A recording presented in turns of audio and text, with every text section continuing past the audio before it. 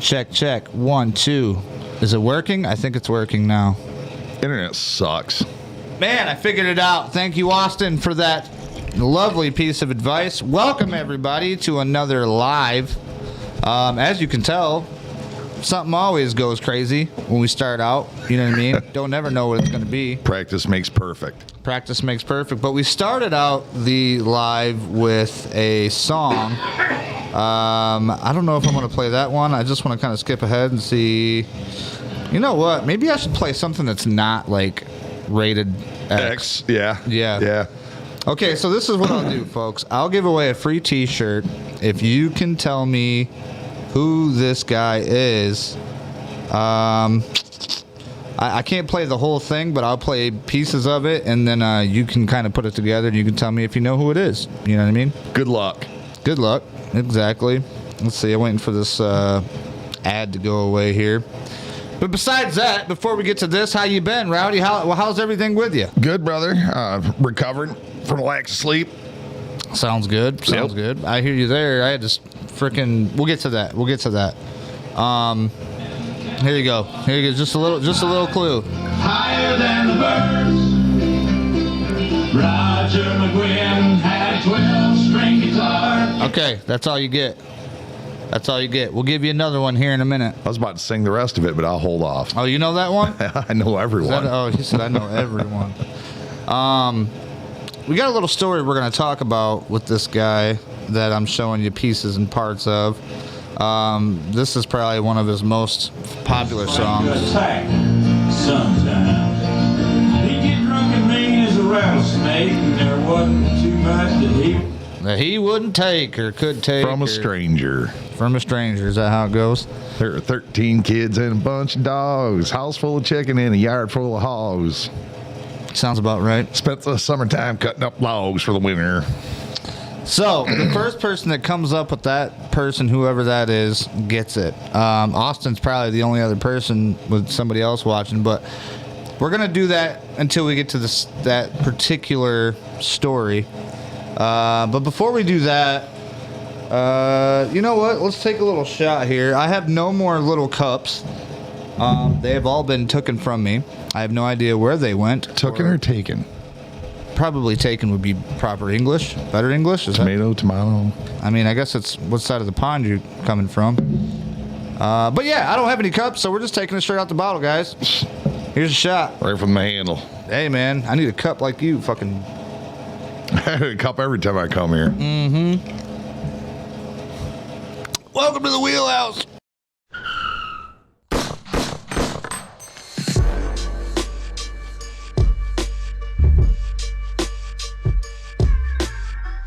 Okay, that wasn't too bad because I actually have, what's that shit called, Dave? This is Screwball. It is a peanut butter blended whiskey, I guess. Is it a whiskey? Is it a liqueur? It's a liqueur of sorts. Definitely, it says peanut butter whiskey is what it is. To the Misfits, Black Sheep, and Screwballs. Whiskey with natural flavors, 70 proof, 35% alcohol by volume. Not too bad. We had to do a drink episode. Just try some drinks. Yeah, if we could get drunk. If we can get through the whole fucking thing. That's usually what we do anyways. I mean, I guess so. Brought to you by Jim Beam. Ooh, that's your new sponsor, huh? Yeah, Ezra Brooks left me hanging dry. Nice. Look at Nate Allen said Icepocolypse. Stupid Ice. He's actually a fellow lineman. Welcome, sir. Welcome. How are you, sir? Thank you for your service. Thank you for your service. Yep. Thanks for going out there and clearing that shit up. We appreciate lights and heat. We appreciate not being Amish. Yeah, you know, even the Amish was having a hard time. I seen them out there grabbing shit with their fucking horses, moving shit out the road and shit. Oh, well, that's free firewood. Free firewood. Yep. Nate said, Rick, grab some chocolate tippy cow and mix it all with the Screwball. Ugh. Now, I've heard some good ones. I've also heard my buddy Todd talk about taking Screwball, and there's like a grape-flavored liquor, I guess, and you take it and you put it together and it's like peanut butter jelly. You guys are giving my alcoholism diabetes. That sounds like a thing, right? That sounds like a thing. He said day 7 of 16-hour days come to an end tonight. Just an 8-hour day tomorrow. Woo! Woo! It'd be like Nice. I got to give you one of these, buddy. That's right. Now you only got 8 hours to nap. Yep. No, I appreciate you guys. Thank you. Yeah, we got a couple different things here. We got some pictures and some videos Rowdy sent in that we're going to take a look at. I had some videos and stuff, but to be honest with you, when this shit happened, I was so super stressed. Like, I grabbed the camera. All my batteries were dead. Left the charger here. Didn't even think about grabbing the charger. Had my little camera, but then that thing died, and then I went to go charge it, and like it wouldn't keep a charge for some reason. So I thank you for that shirt, Danny. Appreciate you. So I started taking photos with my phone and like videos with my phone, but it ain't the same, man. What's the point of buying all these damn cameras and shit if you ain't got the, you know what I mean? Shit, my phone takes better pictures than my camera. I mean, it's not bad. I mean, I don't have an iPhone, but I mean, still as an Android, it's pretty decent. How dare you, sir? What? Droid's a shit. I'm Droid for life, bro. Fucking iPhone. Austin says it's Willie Waylon Jennings and David Allan Coe who sings that. Austin, you just won yourself a fucking t-shirt, you son of a bitch. Yeah. I mean, all right. Yeet. Yeah, Yeet would have been a more prolific or yeehaw. professional. Yep. Austin, you already know, man. Hit me up. I will get your stuff packaged. Tell me what size you want. I'll send it off with a complimentary sticker and maybe even a wristband. We'll have a couple other things to give away tonight, folks, but you got to bear with us. Who's this? Oh, that's a share with Austin Stricker. Thank you, sir. Now, this is kind of a night where I don't have anything planned. I didn't obviously, we just got power back, what, Monday? When did you get power back? I got power back Saturday evening about 7 o'clock, but I lost it at 6 o'clock on Wednesday. Oh, yeah. Like the storm hadn't even right after you, 5 o'clock, 5:30. Freaking started, man. I was like, what the hell? Yeah, it was still light out and everything. Everything was going good. Ben Insider, thank you for that share. No, yeah, because I was sitting here talking to my buddy, and it wasn't even thick yet. You could see it like kind of building on the trees, but then all of a sudden I hear him, and he's like, we just lost power. And I'm like, fuck, here it comes. And I was then waiting it was for just, it. dude, And it was like just boom, Armageddon. boom, dominoes, yeah. So the mine went Crack, out, and then smash. Yep. Yeah, it's Armageddon. And this is before the damn trees even started breaking. This was just like, well, in my area at least. Oh, no. You know what I mean? Literally by 7:30, shit was just falling everywhere. Right. Nate says, we're tree crews. We go in and do the dirty work before consumers does their job and never get the praise. It's good. Well, you missed one in my yard. Stop by. I was going to say, there's multiple down that... Dude, we drove by Marshall on the way back home because we went to a motel. I didn't tell anybody. I mean, I had this thing running. The cameras was still going, but like I left the homestead. I didn't post a bunch about it because I didn't... Was it a no-tell motel? It was a don't tell your parents about fucking... this moment. Well, I gotta be honest. It was not bad. It was the fucking Hilton in Marshall, right? Which is now the Hampton Inn that lets you bring dogs in. I was gonna bring the dog until I figured out it was $50 a night, and then I was like, well, she'll be okay. Dog sleep in the van. I was like, well, we have a thing in the house for her. We made her like a little. The first night we were so nice to her. Made her a nice little warm pad. Had her food out and everything for her. Like locked her in the kitchen and stuff, so she couldn't leave. The kitchen. Right. She could pee and poop in there. Whatever. Right. We could clean that up easy. Dude, we came back the next day. The whole fucking house was like disaster zone. She had clawed her claw into the fucking like shit where the baby gate was. The cats must have seen it and was like, "What the fuck are you doing? Let me help you." Right. And the cats banged together, jumped on the thing, got the thing down for her so they could get in there and get their food. She got out, tore up fucking everything. I mean, I'm talking pillows, dog toys. Party, man. Anything she could get, right. Well, and then you got to think she was stressed the fuck out. I get that. She left about 6 piles of shit all over the house. Dumplings. Yeah, and it's like, man, it goes to show you, like, well, we gave you trust the first night.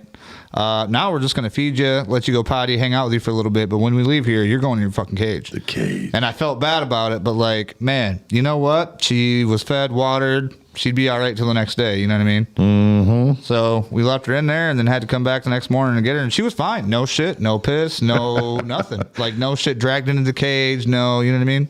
Need a little time out for bad behavior. Bad behavior, yeah, that's what it is. And she knows. I mean, and I feel so bad for her because she's still a young dog. But it's like, dude, what do? You know what I mean? That was wild shit, man. Now, I heard you had a pretty wild adventure Because you took a trip, right, before or during this. Yeah, like right at the tail end of it. So the LA was down in Florida. Another share? Thank you for that share, Jody. You good? Thank you for interrupting me, Jody. But thank you for the share. Oh, just smack him on his bum, but don't do it too hard. He likes it rough. That's right. That's why they call him Rowdy. But no, man, like it was the tail end of it. The old lady, she'd been down in Florida the whole freaking week, missed all the fun. Of course. Yeah, she got back Saturday evening, and Sunday evening I was jumping in the car. I've been talking to this guy in Dallas, Texas, about a car that was on Gas Monkey Garage. Right. It changed hands 3 times since they had it on the show.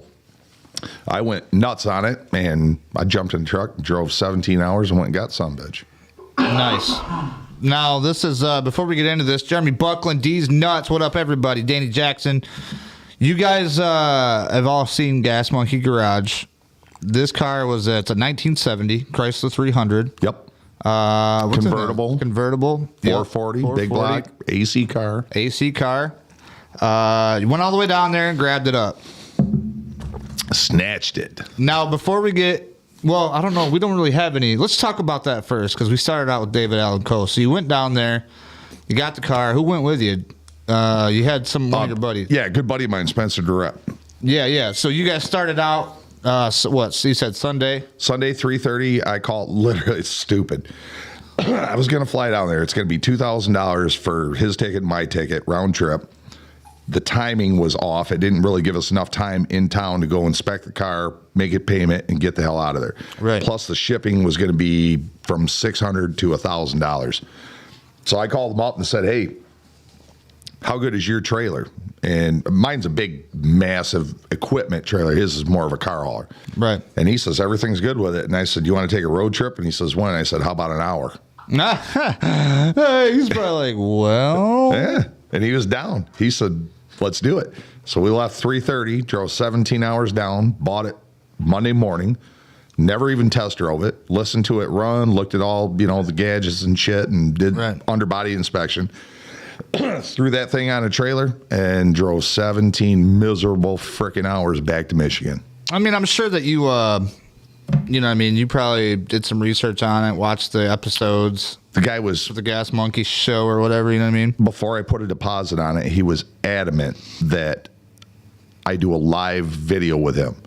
And he holds the phone under the car and shows me, anything that I wanted to see, he wanted to show me. Yeah. And he would, I said, it's not necessary. I saw it on Gas Monkey. I saw the detail video that they did on it. And he was adamant. So I did the thing. I put a deposit down on it. It was the last day of my deposit, which he was cool. He said I could have another week. And I said, nah, I got to get down there. So we just jumped in the car or truck and hauled ass. Right. Now, what would have been a lot cooler if you just got in the son of a bitch and drove it all the way back to Michigan? We talked about that because just north of Dallas is Route 66, which runs right up Michigan. Right. A lot of people think it ends in Chicago. It doesn't. It goes all the way up north. Oh, does it? Oh, yeah. It goes, I think Traverse City. So it ends or starts in Michigan or ends in Michigan? Ends in Michigan. So it starts in California, over there by California, and then goes all the way to Michigan. Yep. Nice. I did not know that. Yeah. That would have been epic. Fuck, that was one thing I was going to get was the more you know fucking thing. But instead I got this. Yeah, I guess that works. So offensive. I know, right? Yeah, good road trip. Shit. It had decent weather, but sitting in a truck for over 36 hours frickin' really sucks, dude. Oh, dude. We didn't get to stop and see the Jesse James Museum. We didn't get to stop and see any cool shit. It was haul ass down, haul ass back. Right. But that's got to be the shittiest part about taking a trip like that is like passing all this cool shit that you're like, fuck, I just want to take 5 minutes. But 5 minutes is going to be a half hour. Branson, Missouri, the Jesse James frickin' Memorial or whatever? Museum. Or they got a museum down there. Yeah, and it was right beside the highway, and I'm like, fuck. There it goes. Yep. The largest battle of ketchup. Yeah, we St. Louis, Missouri. Spencer had to take a dump. We're out of diesel. I Google a gas station. Yep, says I got diesel. So we're on EE, like the lights on this diesel, and you don't want to run out of fuel in a diesel. Right. So we get up there. that place doesn't have diesel. And I'm like, holy shit, I texted on their fuel diesel. Where was this at? St. Louis, Missouri. Oh, shit. Which is still 8.5 hours from here. I was going to say, that's a drive already. I've been on there before. Yeah. So we get to the second gas station. We're pumping diesel in the truck. And on my, I was checking the maps to get back to 270, and it says world's largest bottle of ketchup. And I look over there, and I'm like, holy shit, look at that, Spencer. World's largest bottle of ketchup. At least we saw something. Nice, nice. Jeremy Buckland says, just giving a shout out. Cruising with Corey said, C-Body Gang. That's the gentleman I was telling you about. That's the guy you rode down there with? No, that's the guy I was telling you that we're okay. It's not super top secret, but we have a plan to really document the living history of that vehicle. Okay. That would be a hell of a fucking story if you think about it. Well, it's made full circle. It was born in Detroit, Michigan. Did he buy it brand new? Do you know? No, he did not. No. Okay. I think I'm still working on the exact dates. I've got pictures with David Allen Cole with the car, his signature on one of the titles, and some other information. Right. And I'm going to dial it down and get a lot more, what do you want to call that word? A lot more documentation. Documentation, but there's also provenance. Yeah. And, but this guy here, Corey, we're going to shoot some video down in Detroit. I'm going to see if I can get the car to come out the door. If the building's still there, I want to get a shot of that car rolling out of where it was born. Dave? What are you doing over there, Dave? Surfing. He's making sure that chair don't go nowhere. Right. Doing a good job. Hell of a good job. Professional. Great worker. Where the fuck you find these guys, man? Holy shit. Hey, man. Clone this son of a bitch. Rowdy, Let's get 14 of them. Hold the chair to the floor. Mm-hmm. Doing a fine job. So yeah, no, I seen the video of the cleaning. You know, when they were doing the detailing at The Gas Monkey or world's whatever. most boring freaking video ever. Dude, I sent that to you, and I was like, because I'd never seen it. But then I sat there and watched it after I sent it to you, and I'm just like, I'm waiting for like Richard to step back in and be like, now we're gonna go into here and look at this or check this out. But no, it was just literally just they were 10 minutes of trying cleaning. to sell their cleaning products, and they got another 2 days of cleaning on it. And I wasn't horribly impressed when I went down there and saw it. The detail, they clay barred it, which was cool, and some other shit, but yeah. It's all TV land, smoke and mirrors. Yeah, everybody's like, oh, that son of a bitch is mint. No, probably not. It looks really good on camera. If you brought that to a car show in Jackson County, okay, without even any provenance or any kind of history of it or whatever, people would flock to it. You think so? Oh, Is it that rare? So in 1970, they only made 1,077 of those cars. I'm not sure of the numbers of convertibles or convertibles with AC, but I think it's very low. Right. Hey, wait. If somebody can get me the correct number of convertibles with AC, 1970, right? What is it? Chrysler 300. Chrysler 300 convertible with an AC. Give me that correct number, and we can verify it. You win a T-shirt. There you go. You win a T-shirt. So just the car itself, 440 automatic, big block. It's very presentable. Right. The roof is in great shape on it. All the vinyl, everything's in great shape. To pull that in a car show, because it's a C-body, they're freaking huge, dude. Oh, yeah. This is the definition of land. Yeah, Cadillac ain't got shit on a Chrysler C-body. Yeah, well, man, just watching the videos of it, like him back it up and moving around, I'm like, it's a 2-door, but it's like I feel like most of those 2-doors were bigger than the 4-doors in the 70s that they came out with afterwards. The freaking door is 5.5 feet long. It's so ridiculous. Big, yeah, like my grandpa had the 69 Galaxy 500 convertible with the 390 in it. And dude, those doors were huge. Those doors weighed about as much as 3, plastic doors from the 90s. One thing I'll give Chrysler, they were smart on the weight of their doors, where I've shut big Cadillac doors before, Eldorados, 2 doors, and it's like, holy crap, if you got your finger caught in that, you ain't getting it back.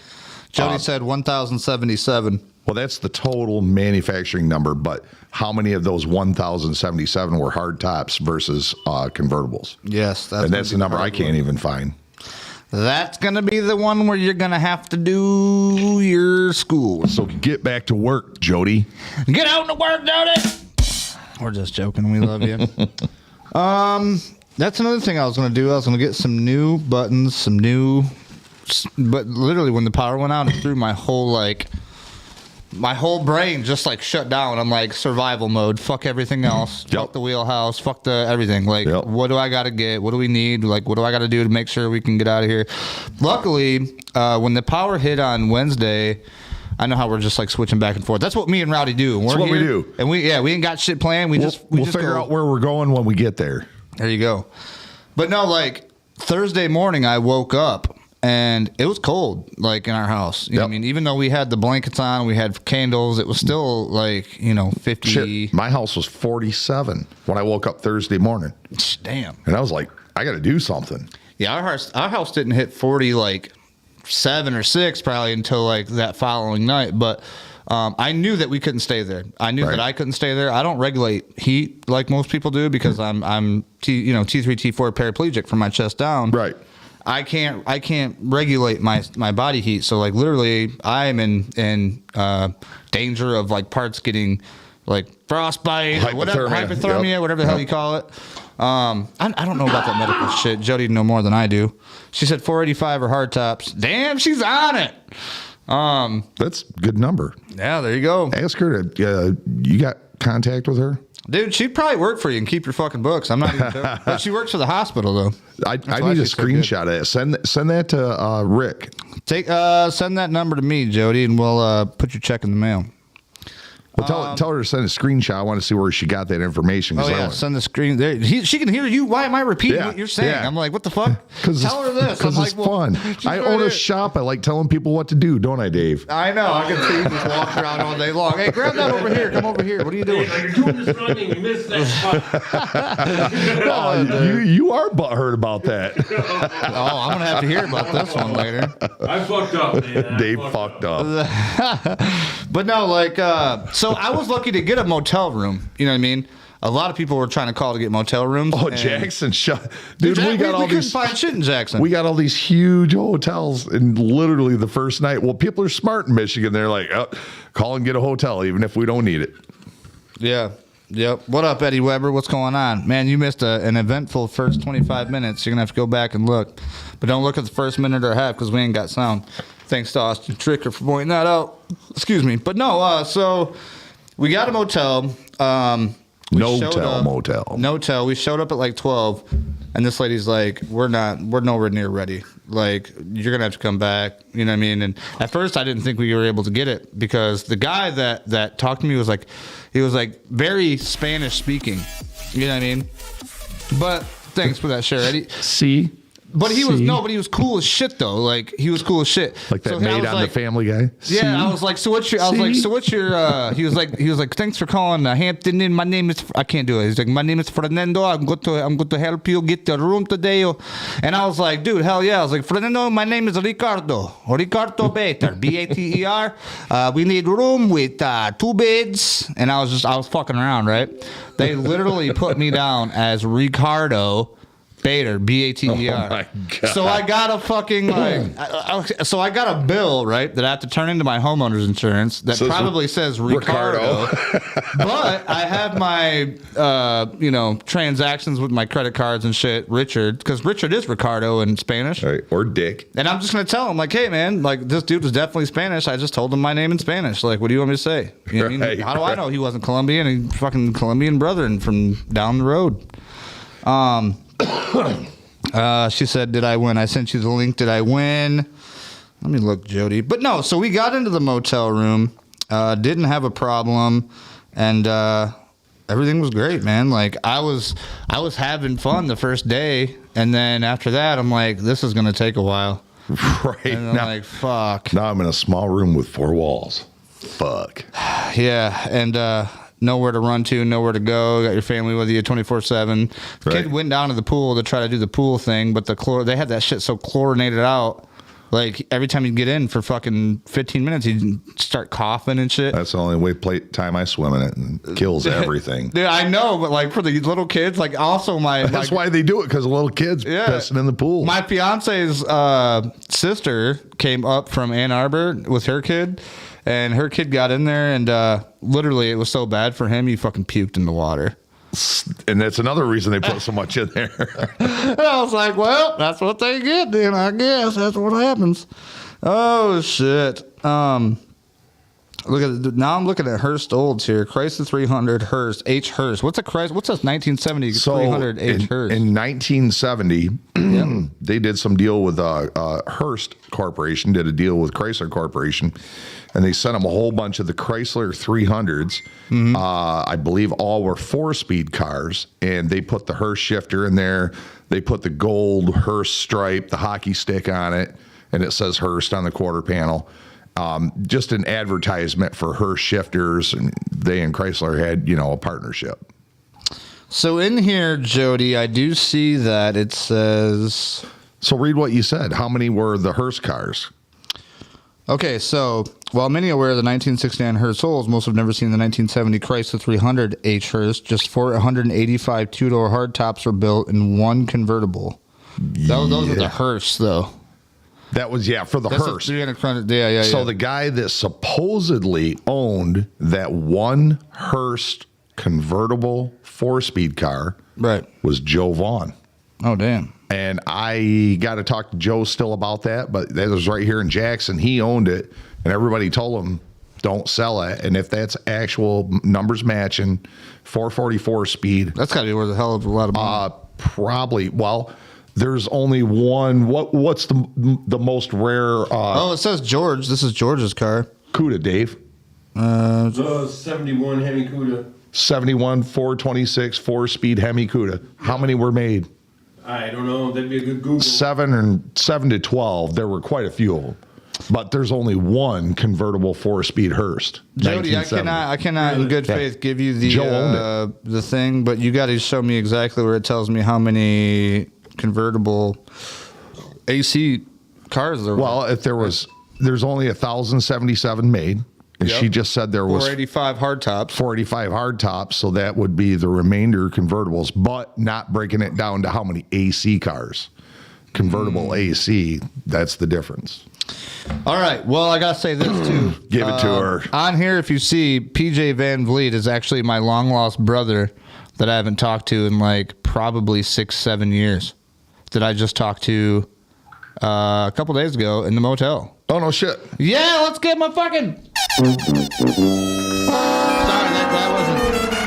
I hit all the buttons at once. I just meant to hit the bow, bow, bow and the fucking hand clap, but that was the Spanish-speaking guy that worked at the hotel. Well, he's saying that. No, that's not my brother. Even though Van Vliet is that's not a Spanish name. What kind of name is Van Vliet? Well, he wrote Verga. Oh, he knows a little bit of Spanish. He dated a lot of Spanish broads, man. This dude can tell you about women across the world, I'm sure. Jody said, damn it. No, Jody. Okay, so it will count if Chad verifies it later. But I'm sitting here thinking, what are you going to do with another T-shirt? You got T-shirts for all your family members. Right. She's selling them on the street corner. What are you doing? Are you taking my T-shirts and selling them for I've won so many, I'm just standing on the street corner selling. Hey, that's name recognition, man. 14,000 yen, you could have a Wheelchair Mafia T-shirt. You come here, you buy. Right now, you come buy. Sell the product. Yep. Hannah said that horn always reminds me of the Grandpa and Lost Boys. What? The Grandpa and Lost Boys? What is that? Do you remember that movie? I remember Lost. That was the non-glitter vampire movie. Dude, that's a dope movie though. I like that movie. That's pretty good. Chicks dig it. It was cool when I was younger. You know what I mean? Now that I'm older, it's probably more nostalgic. Yeah. But you had the Sutherland boy. Then you had Bacon, right? Kevin Bacon. Yeah. Pretty sure here. I don't remember all the dudes in that. Jody, I think you're right. I think what you did was you gave us the hard top number, and if we take the hard top number and we, do the math, we'll figure out the soft top number. Yep. But then we got to figure out how many AC cars out of that 500 and whatever are in the convertibles. Yep. Yeah. So I mean, it's kind of some work. You did a lot of it for us. I think you know what I mean. You helped us out. Good numbers. Yep. Cider is a French name. Cider, Ben and Cider. Oh yeah. Ben and Cider. Ben and Cider. That's So right. Ben inside there. One of the best movies of all time, she said. No Kevin Bacon. Laughed my ass off. Fuck, I can't remember. I know it's Sutherland. You got Sutherland, and then you got fucking. Oh, the mother. Who was the other guy? There was one other main guy in that fucking Corey movie. Feldman. Who? Corey Feldman. Corey Feldman. That's who it fucking was. Man, he got so fucked up by Hollywood, bro. They fucked him all up. Yeah. You hear about that? Well, I mean, he's been on a couple Well, it's podcasts. Hollywood. You got to sell your soul to the devil and your butthole to the producer. Yeah, pretty much. I like that. We should make T-shirts like that. Come on in here, boy. Have a cigar. Corys, right? You're gonna go far. Come on in here, boy. While you're at it, can you grab that pen on the other side of the desk? Reach for it. Go ahead and put your pants down to your knickers there, and we'll get you signed right up. She said, "And Jason Patrick." Jason Patrick. I don't really know that name. Corey Feldman, and Corey Haim. Corey Haim. Who the fuck is Corey Haim? I don't fucking know. These people are- That was all the fanboy, or the little cute guys that all the girls were interested in back in the Those day. are the poster guys, the guys that were on the posters. All right, so now if you will join me in the screen room, we're going to go over a couple of different things here that we got from Mr. Rowdy. Now, that's another thing I told myself to stop doing is I fucking hate it because this microphone picks it up super good. Just ASMR. No, we're not doing that. I can't stand that. Like, that shit will make me puke. Get a chipmunk loose in there. Sometimes if I hear it the right way, like it'll you know what I mean? Yeah. Okay, so this is what we're going to do. We got a video of the ice storm. We got a couple pictures of the ice storm. We got a couple pictures of some stuff that Roddy's going to go through. So we're going to go ahead and we're going to run through it with you guys. It's show and tell time. Show and tell time. I'm not sure if this is going to play sound or not. Let's see here. Oh, yeah. Oh, yeah, there we I go. can hear the wind whipping. So this is an arcing line That's down. the sound of out the, there tonight. Yes, sir. that was the sound of the wind whipping through my beard. Whipping through the beard. Be And safe that out was there, that was bro. already turned off, right? No, that fucker's live. Oh, I hear it. They just got to I can hear it babysit in my it. headphones. Yeah, they got to babysit it, tell consumers to shut it off. That is gnarly. That's nasty. Little electric fire. The electric fire. Yeah. Yep. So there's one. And then as we go through here, you can see different things like, it's beautiful. Nature creates some beautiful shit, but this is like, That's my fucking yard. this is deadly shit, man. Like, we got to pick this shit up, nature. Come on now. We were plowing the road. You can scroll through those and I'll tell you about it. Oh, that's not what we want. We were literally, a buddy of mine and I, Richie Foot, he's drinking. I'm sober. And I said, well, let's go move some trees out of the road. I got the plow on my truck. So we go up and down my road and another road behind me, and we're pushing all these giant freaking icy covered trees off the road. And literally we're pushing this big branch and a tree the size of my truck. So let's put it this way. A branch 2 inches in diameter, 10 foot long, weighed 100 pounds. Damn. It was ridiculous how much ice was on it, and literally one the size of my freaking truck. Size of that branch up there fell right in front of my truck. I said, I think we're done pushing trees off the road, helping people tonight. And you had your new truck out there doing that? No, the Dirty Max, the 07. Oh, okay. My baby. I mean, still, right. Yeah, I ain't going to let it get crushed by, just being, I was bored. Go freeze at home or go push trees off the road. We plowed more trees than I have snow this year. That's fucking nuts. Oh, look at that. She said, I can't find anything that says AC. You know what, though, Jody? You did enough work that we're going to make you a prize pack. I don't know if you want a T-shirt or not, but I got some other stuff you could be interested in. That's for sure. Ben says, bro, we didn't lose power once. Yeah, fuck you, douchebag. I'm just joking. Fucking must be nice. I done spent $650 in a fucking motel room for 4 nights. Sold the soul of the devil. You know what? Actually, we have to pay $1,000 deductible just for our home insurance here. Right. So I figured that's going to come out of it. I called them and they already gave me the okay. They're like, take all your stuff from your motel stays, your food, your gas, everything, and then send it to us, and then we'll take that, and then whatever the contractor works out with them. You know what I mean? So we're well over 1,000. You know what I mean? Probably depending on what we got, but just to have that new mast put up was a bunch, and I think that's probably gonna Plus an emergency call. Plus an emergency call. Well, he's the guy. He's not even a friend of mine or nothing. He's the guy that's scheduled to do my home mods. So in order for them to do home mods, they have to have that. Right. So I'm guessing insurance is going to have something to say about that as well. But we'll I don't see. know. I don't know. We'll see. We'll see what happens. I'm trying to get out of this thing without having to pay nothing. But I've already paid $650 in hotel stays. But I'll talk to you about that off air.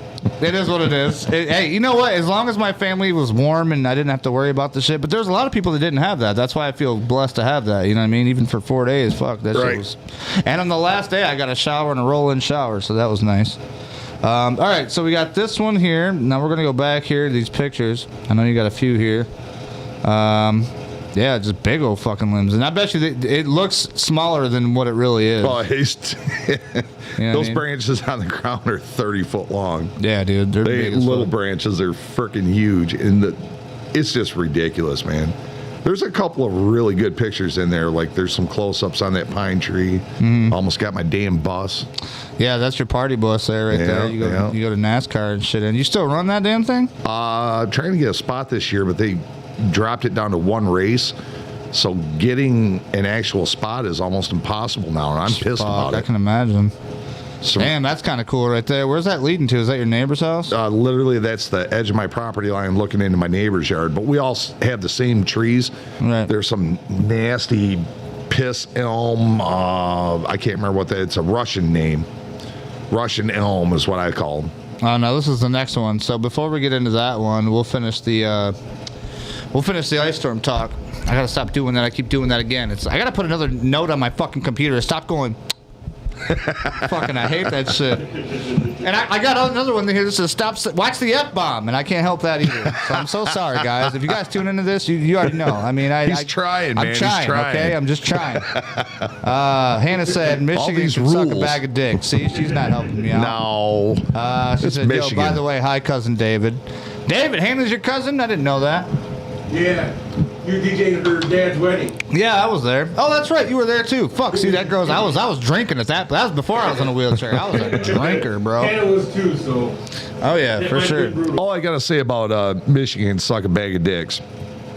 Traveled the United States, traveled the world. And that makes me love Michigan more. Like, every time I come back to Michigan, it's my home. Oh, I yeah. freaking love it. I'll never leave. I'll never leave. You'll pry my dead ass out of here. But a lot of people that don't like the weather, this and that, go experience over 100 degrees for a month straight, and you sprint from your AC house to your AC car. Yeah, and then tell me how bad Michigan is. You talking about like Arizona or Texas or Texas, Arizona, Florida? yeah, anywhere, Florida, all that.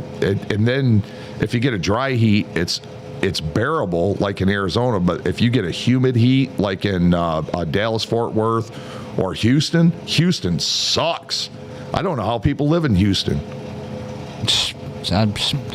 I'm not a Texan. I can't tell you. Somebody Dude. moved down to Texas. They think they're like Texans. I'm like, no, bro. You got to be born in Texas to be a Texan. Right. Bob said, "Afternoon, gentlemen. I'm playing Sally Dinner Maker. Oh, Sally Dinner Maker this evening. Good talk. Michigan gets better the more you head north." Yeah, that's awesome. Now, I will say this. We went to this one place called Bear Island once. You ever heard of Bear Island, Michigan? Okay, so it's a thing you do. It's like you go up there and you take a fucking trip, right? They take you to Bear Island, right? We got off that ferry. We had cars and shit. It's like a tour you get to follow. What area? UP. Out past the UP, like Okay. on the bridge and shit. Huh. You go to Bear Island, Michigan. We got up in that motherfucker, dude. Nothing but mosquitoes. Like, literally couldn't get out of the car. Oh, skeeters so and, many fucking mosquitoes. It was ridiculous. Yeah, I would take the skeeters in the UP over black flies any day. Oh, I mean, but black flies, I guess they can bite you. Oh, though. they bite the shit out of you. They're terrible, dude. And Hannah said I did a fantastic job DJing that wedding. Fuck yeah, thank you, Hannah! Woo!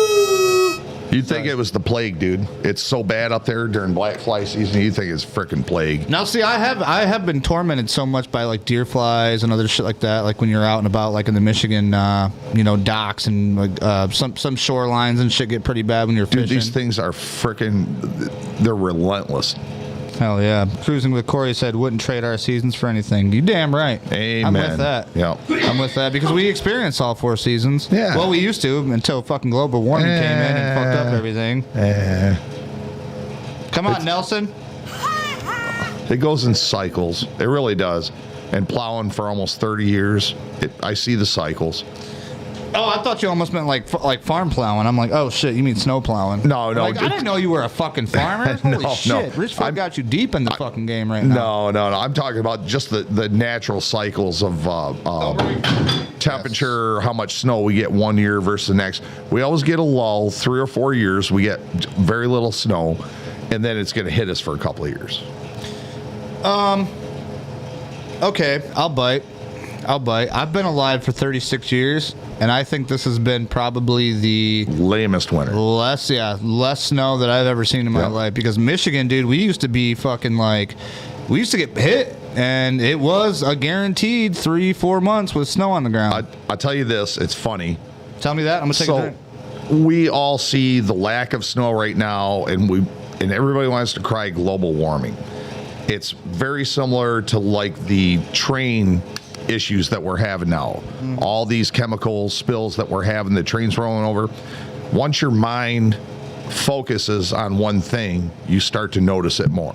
Yeah, if you own a red car, you start seeing red cars. Exactly, and that's exactly how it is. We're noticing it more, just like we're noticing the train accidents. We have 2,000 train derailments a year, 2,000 of them.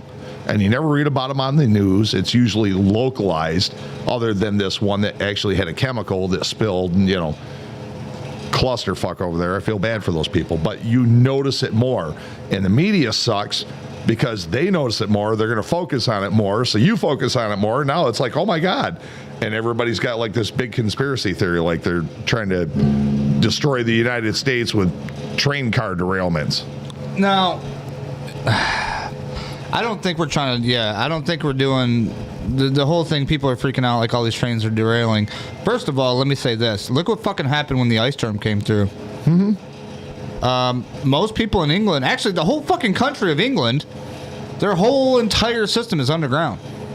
Right. Our infrastructure is not 2023. No, our infrastructure is fucking 1973. And we keep fixing the old broken shit. It's definitely instead of making new shit and fucking because you know why? Because people are just taking money and putting it in their pocket. It's the definition of insanity. You know what I mean? Doing the same thing over and over and expecting a different result. We're always going to get ice storms, always going to get snowstorms, windstorms, tornadoes. I said I'd trade it for Hawaii weather any day. Forgive my cynical attitude, just being honest.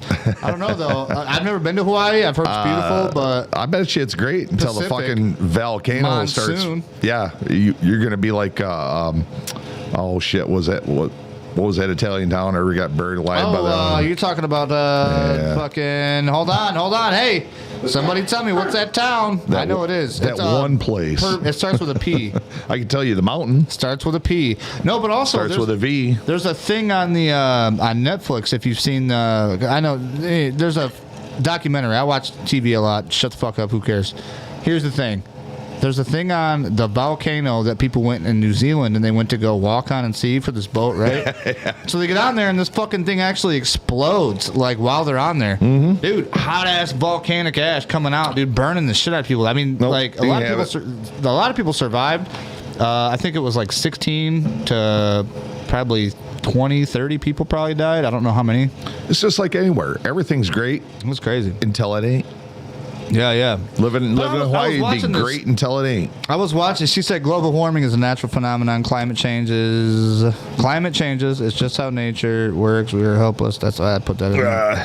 I'm going to add to that. I'm going to ad-lib a little bit. We've only been keeping track of weather for 100, 150 years. Like actually documenting temperature, blah, blah, blah, till we start putting it together. How long has the planet Earth been here? Millions of years. So let's just say 1 million to give it an aspect. Let's say that 1 million years. Here's 1 million. My finger is registering too much as a percent for this. We know a minute, teeny tiny little amount. How are we so arrogant that we can now predict the cycles of the Earth? We're ignorant to it. We got 150 years that we've actually really been documenting and studying it. We got 15,000 fucking We've got things that are supposed to be like monitoring it and shit.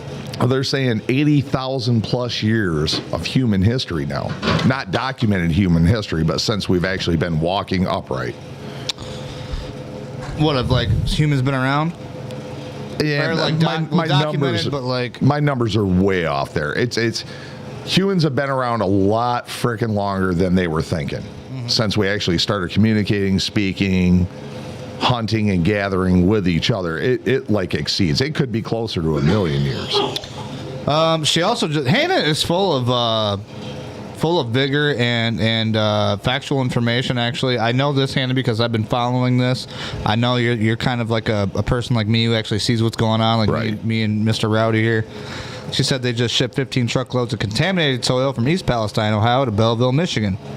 Now, I've been to Belleville, Michigan, and it's more of like a planned community town where they got Yeah. a bunch of And why would they ship contaminated soil here? right single like family houses. Why would they do that? It doesn't make any sense Where are unless they they gonna have some type of processing plant. So, geez, we could be all over on this. So one of the problems We'll is cover it real quick. Yeah, very quick.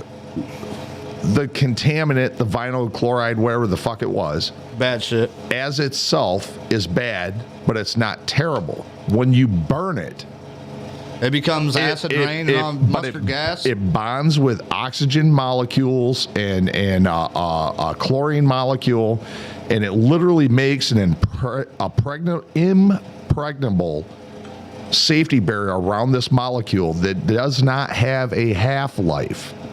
It never stops. Radioactive material has a half-life. Right. The shit that they made by setting it on fire is indestructible and has no half-life. It'll be around forever. There's a specific word that the guy used to describe it. It's very similar to the molecular structure of Rain-X Oh shit! and how That it bonds together and holds together Yeah. until it's popped and then it disperses. That shit holds together like fucking Play-Doh Yeah, well, you know, when it's on your fucking heater. when it's on your glass, that's what allows the rain to repel off from it. It creates that structure, an impregnable structure. Right. So, anyways, I watched a little video about it today, and I was like, "Yeah, it just makes your freaking head hurt, man." They really fucked up by doing that. And I think it kind of goes down to the whole thing where it's like, you know what? My grandfather always used to tell me before, and trust me, he hated Trump, and he was like a fan for Biden, right? He always used to tell me this: you can't worry about what you can't change. If you can't change it, you can't touch it, you can't fix it. Why worry about it? But why not? And my thing to him was, why not make people know about it so you can change it? I Or something, literally you know what I had mean? the same My boy discussion Nick, you already know that's my guy. with a good guy the other night, and he gets carried away with all this information, and I think they're purposely doing it. For sure. Oh, dude, Information we're all comes at you. fucking just Yeah, in the big old the speed of light, shit. and it fills your brain with so much shit. You're easily distracted by shit that's actually happening. Yeah, there's no rhyme or reason for what's going on. The speed that news comes at us. What do we dwell on? I try to take a little piece of everything. So I'm jack of all trades. Right. I know a lot about a little, but not a lot about something. Right. It's too much to digest. And see, this is kind of where I'm at with it. Is like, okay, so I've been down this fucking rabbit hole since 2010. Since 2010, my buddy fucking Fetty, who showed me all this shit, and was like, "Look, dude, this is happening, this is happening, this is happening. Jump down this rabbit hole if you're willing to." I did it, and it fucked me up for a couple years. It completely switched my way of thinking of the way of the world that I once knew it. And that's the leap they're talking about. You got to take that leap. Once you take that leap, you're gonna have to have a couple years of healing to actually realize, okay, listen, I know this is going to come. I know this is probably coming. What do I do now to deal with it? How do I deal with it? I can't freak out. I can't just go blow my brains off in a Walmart parking lot like one dude did in fucking Michigan. The world's been ending since World War II, bro. Yeah. There's through the whole You know what I want to say? Nuclear arms race. I think we were a peak as a species. Like, and what I mean when I say that is, we were a peak as a species in the United States in the 90s because we weren't worried about the whole shit that was worried about back in the 60s. We sure the fuck weren't worried about the shit that we're worried about now. We kind of actually coexisted with each other a lot easier and a lot better, I think, in my opinion. I would say we were more From sane. 1990 to 1998.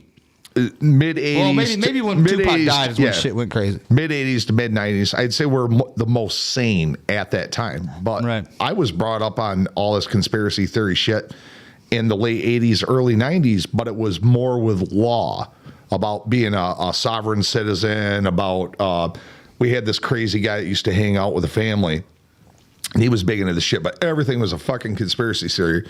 And that's kind of where I learned to take a little bit in, try and digest it, understand it a little bit, just be aware of it. Yeah. But don't dive into it. Don't take too much. Don't dive into it. Don't try to figure out. Don't try to make It's almost sense like of it's it. almost like somebody gives you a fucking 1,000 milligram candy bar gummy, okay? Yep. And they give you pieces, and they're like, "Listen, dude, don't take too much. Yep. Take about 2 pieces, and just wait till next day, and then take a couple two."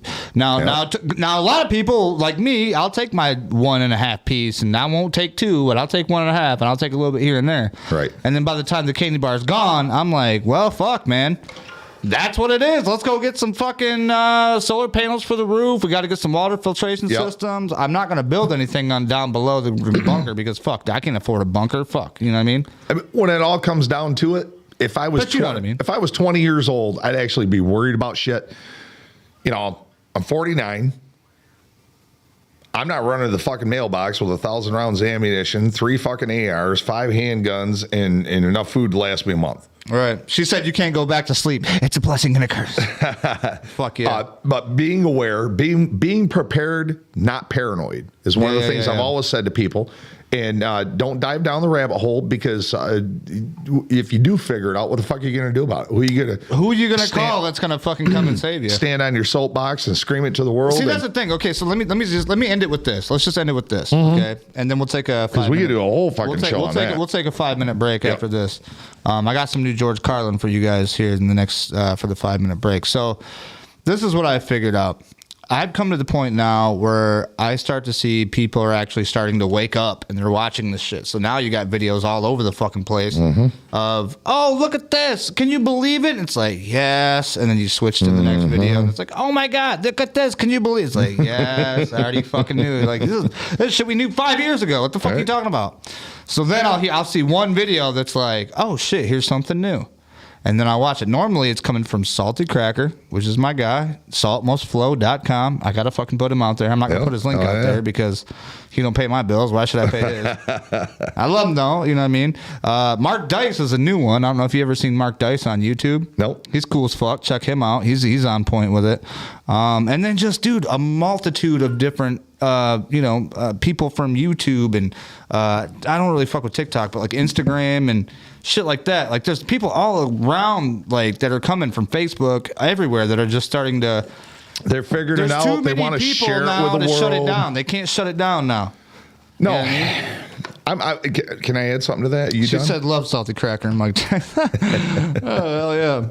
Go ahead. I've been preaching it the whole time. It's not me against you. He against him. It's us against them. Them being the government. They're the orchestrators, the grandmaster. With the robe on. It's all smoke and mirrors, guys. Yep. And we can stand on top of 3 milk crates and preach from the top of the tallest mountain. And it's not going to make a whole lot of difference until we fix that. Right. Well, I mean, it also comes down to what Joe Biden said. It's he said, and I call him former vice president because we all know he's not the true title, but nope. He said, what are you gonna do, man? You want to fight the government? Right. You got to have F-14. You don't need F-15s. You don't need tanks. You don't need bazooka rounds. We're like, challenge accepted, bitch. Yeah. What do you know we got coming in from fucking China? China sells everything on Amazon, motherfucker. Woo! I'm just joking. That was allegedly. Don't kick me off the fucking. Don't kick me off that shit. But hey, with that being said, we're gonna take a 5-minute break.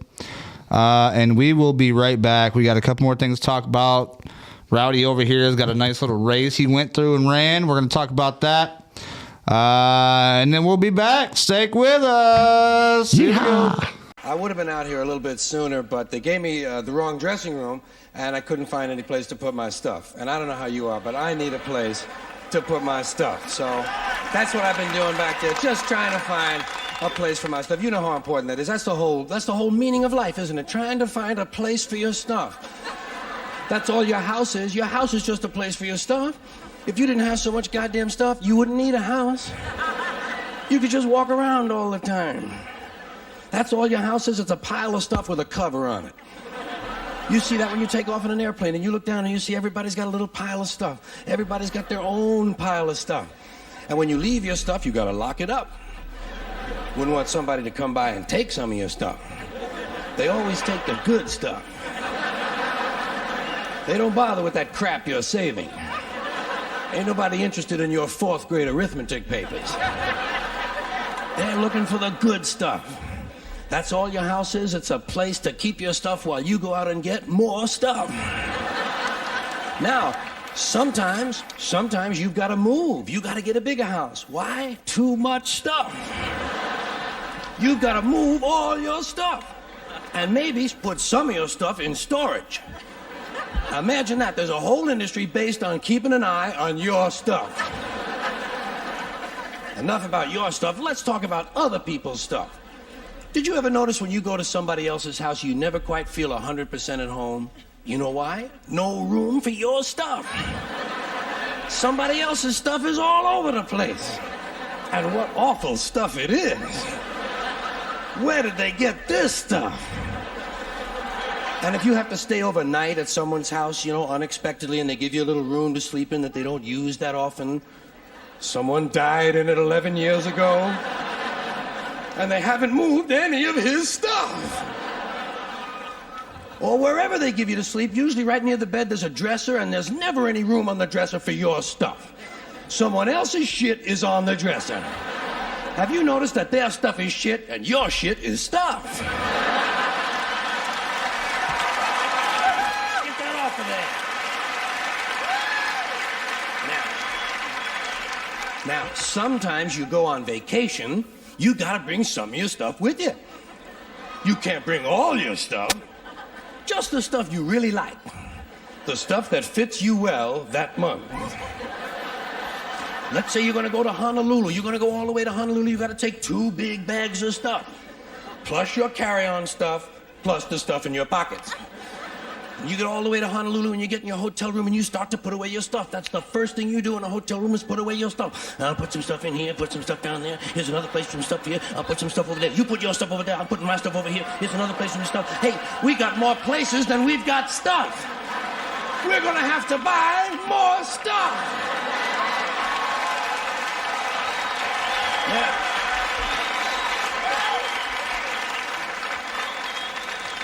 And you put all your stuff away, and you know that you're thousands of miles from home, and you don't quite feel at ease, but you know that you must be okay because you do have some of your stuff with you. And you relax in Honolulu on that basis. That's when your friend from Maui calls and says, hey, why don't you come over to Maui for the weekend? Spend a couple of nights over here. Oh, shit, no. Now what stuff do you bring? Right, you've got to bring an even smaller version of your stuff. Just enough stuff for a weekend on Maui.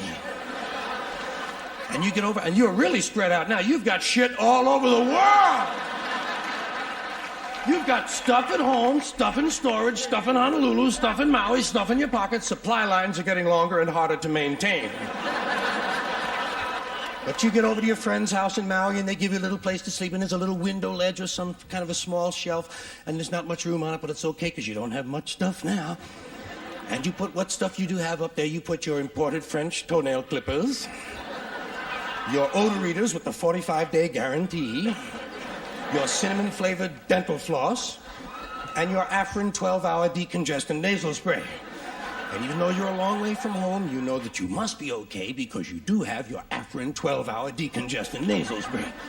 And you relax in Maui on that basis. That's when your friend says, hey, I think tonight we'll go over the other side of the island and stay at my friend's house overnight. Oh, shit, no. No! What do you bring? Now you just bring the things you know you're gonna need.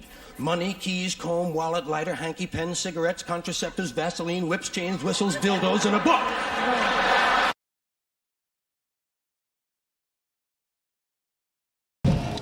Whoa! We're back. How you doing? How you doing? How you doing? I feel better. Okay, so I didn't go pee only because I can feel kind of when I gotta go pee, but I'm not exactly sure. And I don't want to waste one of these things because they're fucking expensive. I didn't pee because you got to squat to do that. I just went outside and took a piss. Isn't it crazy? Like, could you imagine having to pay an amount of money every time you had to piss? No, fuck that. Could you imagine? Can you imagine having to squat? Fuck no, I'd rather pay. Okay, let's give it up to the audience. Would you rather rather pay to piss or squat every time you had to piss? We'll fucking give you a second. Go ahead and think about that one. Oh, come on, you fucking... Damn it. See, I had the Jeopardy theme all lined up and it didn't work because this stupid fucking... Man. This Stream Deck is bullshit. Who wants to buy a Stream Deck? I'll sell it to you cheap. But this shit works, though. Yeah, you can laugh the fuck at me all you want, can't you, you son of a bitch? It's the only one you got. Hey, can you guys hear that? Let me know if you can hear that one. Let me know if you can hear that stuff. Because before we actually did this, last one that we did, and I hit it a couple times because it was plugged into somewhere different on this little bar, and I couldn't hear nothing. And I'm like, we heard it while we were doing it live, but we didn't hear it, you know what I mean, like on the afterplay. Oh, gotcha. And I'm like, dude, this is how I learned shit. And I'm like, no, we're not making that mistake again. Yeah. We got to plug this motherfucker right in directly. That's why Dave's camera is a little bit shaky today. No. You'll see him. A little bit shaky, Dave. Yeah. The Dave cam. Skeeter Dave. That's really gonna scare them all away. Don't we gotta get a Fucking Keith cam? a theme, theme for That didn't sound right. I don't want to say it again. no, we gotta get a theme for like the not a camera Skeeter with- Dave and Keith cam or whatever. Like, Right. so it's either Skeeter Dave or Keith. It's not just Keith, it's something else too, isn't it? It's Cool Keith. Fucking Funky Keith. Bunch or something. Fucking Keith. Fucking Keith and Skeeter Dave. Well, Skeeter Dave, by the way, if you haven't never known, go on YouTube, click the thumbs up, subscribe button, and notification bell to get notified every time we go live if you have not already. I know the algorithm kind of sucks, you know, where we're from, and they don't really tell you nothing unless you hit that notification bell and all that cool shit, but if you haven't done that already, go ahead and do that. Otherwise, we're on Facebook as well. All you got to do is go to the Wheelchair Rick Facebook page and then click follow, and you'll be right along. One thing I did not talk about that I got to talk about. Oh, not Skeeter Dave, but Skeeter Dave, would you get up there and be a deer? Oh, come on. Get to Get up work. there and be a deer, Dave. You Come didn't- on, Dave. You didn't do it last time. Oh, he Wasn't I didn't. here last time? Yeah, that one time you sat there and I was like, nice fucking job. You got one job to do. Got one job. Oh, shit. Kristen Ozzy, the Trash Oak, said YouTube just suspended you. Why would you say that? Why would they do that? Whoa. Uh-oh. You know what? We're going to have to record from here on out. Earlier. Probably from that earlier shit. We're going to record it from here on out. Like Well, what shit? I'll check that David Allen Co. shit. Oh, probably. you fucking kidding me? I think it was after that. God damn. Why? We didn't do anything after that. That was fine. She Man, said, don't you- you can do it, David. She said, I'm mad. I wonder if... I don't want to quit, though, because if we quit, then we lose viewers, and then we got to start all over. No. You're I fine. got it recorded. Yeah, recorded. just- Right now it's recording, so whatever Yep. we miss, I'll throw on YouTube later. We'll figure it out. We'll figure it out. We always do. But I had to play that. I had How to the play the David Allen Co. shit. How the fuck do we get kicked off YouTube and not Facebook? I guess Facebook don't give a shit about David Allen Co. Maybe they're fucking boys. They're usually the big Nazis on all that shit. You know who, what's his name went with? Biden and his fucking best friend, the Bird, Robert Byrd. Yeah. They were all big fans of Co, man. Huh. Interesting. Right. I guess YouTube was like stood up and was like, nah, we're not gonna let that happen. Maybe It's a bunch of horse shit. It's like always something. Is there a fucking format that's like got freedom involved in it. It's like everything we do is censored or halted. And here's the thing. I told you that this might happen because we were going to use somebody's music in the background. Yeah, but I didn't even play it like 7 seconds. 7 seconds, you got to shut it up. If anything, it's making these people curious about that guy, and now they're going to go to YouTube and give him views, find more views, or they're going to download his freaking music. So. It's not like we're using it for profit. No. Are you getting fucking paid? I don't give a fuck about David Allen Coe. I ain't getting fucking paid. Everybody says Cole, but it's actually Coe. Yeah, but like I say, it's not like it's a for-profit thing. Who got fucking paid tonight? Not me. Not me. Shit, Jesus Christ.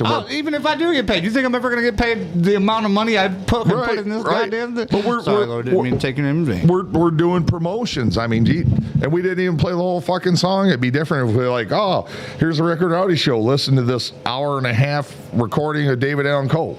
You know what? I'm going to say this. I'm going to fucking say this, Mr. Rowdy. At least our live viewers are here watching, and at least they get to see the show. You know what I mean? Right. At least you guys do. Even if it was 12 to 14 to 8 viewers, I don't give a shit. But what a fucking pain in the ass. It is always man. Something. It's fucking Facebook or goddamn YouTube. It's because we're talking about what's going on. They don't like it. They'll find something to say. But it might have been about the train crash because they didn't say that until the train crash happened, and then we were talking about all that shit. Weird. Who knows? Who fucking knows? Watch They Got You for Carlin. Then I'm gonna laugh. Hannah's over here going nuts. You never even called me by my name. That's probably. That's right. Call me fucking YouTube. Come on, bitch. Call me up, ho. Corey said it was down for about a minute for violations. Is it back up? Cruising with Corey? Tell me right now. Let me know about that. We're gonna get this for a minute for kiss my for violations. Ass. No, somebody had to probably check it out, and they went back and like looked at it, and they were like, maybe it's good, and they let us go. Thanks, Brandon, for the likes, bro. Fuck yeah, Brandon. Sometimes I be hitting all kind of crazy buttons, guys. Thanks for that share. I'm gonna hit this for him. Violate me for that, you sons of bitches. Oh wait, they might not have heard me because I was yelling. Let me hit it one more time. He says back up. Cruising with Corey says back up on YouTube. Thank the glorious heavens. What in the fuck? That are live. There we are. Crisis averted, folks. You've seen it live right here on Rick and Rowdy. We can be taken away and just brought back, just in a flash. Boom, bow. Like I can't say, even move anything else but these. But you ain't doing it right if you ain't on a watch list. Fuck, man. You know what? That deserves this. All right, so on to our next topic. See, I did it again. Son of a bitch. The whole clap thing. Here we go. We're talking about... Well, back to cars. Back to the cars. My favorite subject. We got to get back into the screen room. All right, so if everybody can see what I see on the screen right now, which is a black... Looks like something that I would get off my video game. A lunchbox. Yeah. Looks like a big black lunchbox. Yeah, well, I was gonna say on the Xbox, we'd put a machine gun on top of it, and then we'd roll that motherfucker around, and we'd just like, Yep. You know what I mean? Shh. What are we looking at here? One guy used a bulldozer. I chose a van. Shh. Okay. Don't tell anybody. Right. It's all armor plated. No, what are you looking at? A little backstory. I'm a fucking car guy. Mm-hmm. Like every kind of car. I don't care if it's Ford, Chevy, Dodge, except foreign cars. They all suck. But I disagree, but okay. I like unique vehicles. Right. And I'm constantly buying unique vehicles and flipping them or selling them, whatever. This one is a 1965. This is the first year of the Chevy van. Precursor to this, all they had was Corvair vans, engine in the back. So this is Chevy's first real van. 1965 G10, straight axle, 6-cylinder, 2-wheel drive. The guy got it from... put a Dana 44 4-wheel drive axle in the front, a 327 small block Chevy, and a gear drive transfer case with PTO. And in the front? On the PTO is a power takeoff that's on the T case, so that's what runs like hydraulics for old dump trucks. Okay. So this has power takeoff. I don't know why. But literally, I just ordered a brand new set of 35-inch tires for that today. Oh, shit. The wheelbase on this You're going to take that motherfucker to... Oh, dude, wait. The wheelbase on this is narrower from front to rear than a 99 Jeep Wrangler. Oh, man, that's... So you already got a short That means wheelbase. it's a short wheelbase. This is it's closer back. shorter. Yeah. That's a tip over, fucking Dude, That's this- a tip over. You it's you gonna better be get a all- winch on the top. It's going to be all tires, and literally A winch point. when we upgrade the brakes, I should be able to spike the brakes and literally put that thing damn near on its nose. When I design the bumper is going to help putting it on the windshield. Hold on. Before we go into any more of these pictures, I have to know this though. Hold on. Well, we got to admire our viewers real quick because our live viewers is why we do this. We do this show live. Yeah, read it off. Brandon said it's probably the George Carlin. Probably he's not wrong because right after we took that, that's probably what it was. Yeah. Hannah said, my dad always told me Chevy vans are the best because of the weight distribution, and he's always been a Mopar guy. Yeah, but we're talking 65, way different from real Chevy vans. Yeah, this looks like an old, like a bread van or some shit. This you know thing, what I mean? it's a shoebox, dude. I'm So- 6'1". I could barely lay down. What is your ultimate goal with this? What do you plan on doing? Big ass tires look cool for a short time. There's the front. What a beautiful, ugly and beautiful at the same time. It's kind of like a pug dog. It's like a little pug dog. Dude, your ass It's like is a little real. pug doggy. Come here, little dog. When you sit in the seats, your ass is really over the front tire. It's technically a cab over. Yeah. Modern vans, the tire is in front of the steering wheel. These tires are way behind it, man. So hold on, let me get this. Is the engine in between the front seats, or is it? Okay, I was gonna say, or is it in the back? Literally right between the front I seats. would put that motherfucker in the back or the middle, and then just It takes all the fun the out middle of it. back, and then just to get you a little. No, bro. When you cruising Michigan Ave and you hit the brakes, you want to do a stoppie. Oh, that would be. Oh fucking yeah, better. and that when would be better than a and when wheelie. you accelerate, which is No, you ain't doing no wheelie on that. you want to bet? Really? If Yeah. you put knobbies on it, maybe. No. Big old fatties. The big 35-inch mud tires. This thing will pull a wheelie. I want, dude. This is going to be an interesting one to see. What are you gonna put on the side of it? So if you notice on Henry it, sausage. it has delivery? no side doors on either side. No, that is I weird. don't know if I sent you the third picture of the driver's side, but anyways, No, this is the only one. I it think. has no side doors, only rear doors. So they had two models. They had the Sportsman, which was all windows with side doors, or they had the Delivery, which was no windows with only the rear doors. Well, Damn. rear and front doors, Right. but no side doors. It's rust-free, small block Chevy in it, runs, drives, purrs like a kitten. We just ordered the new tires today. Dave yanked all the wheels off from it for me. He helps me on my car shit. Nice. And yeah, so that's just one of the projects, like the David Allen Co. car is ready to go. Said, yeah. Hannah said she lost power. Holy fuck, Hannah! Hope you get that back on. You Holy guys shit. say Scooby Doo. I say Death Machine 2000. I would definitely do the machine gun mount top. You know what I mean? Make sure it's like a tank. You can get up there, get like kind of. Roscoe. I love how you grab that microphone like it's even on. If you want, I could turn it on for you, Dave. I don't know which one it is. Oh, it's not on? No. No. Quit telling him it's not on. Just let him keep doing Just it. let him do it. Okay. Yeah, it's funny. I'll just turn it on. Next time I see you, Dave, I'll just swipe them up. No, don't do that. Next time it's gonna jump up. Takes the fun out of it. Scooby Dooby said. So yeah, man. It definitely does got the fucking Scooby Doo van. It's got a mystery machine vibe, but the fact that it's I don't know if I mentioned that, this is a full 4-wheel drive van that will be sitting on 35-inch tires. Those tires right there are about 26 inches tall. Okay. The other tires will be 35 inches tall. They're Hold on a freaking second. massive. Those aren't 26s though. Like okay, so I think 26. No, 26. You're thinking wheel size. Yeah. I'm okay. talking height of the wheel, 26 inches, a little over 2 foot. They're So the little whole thing, okay. teeny ass tires like you got in your car. Right.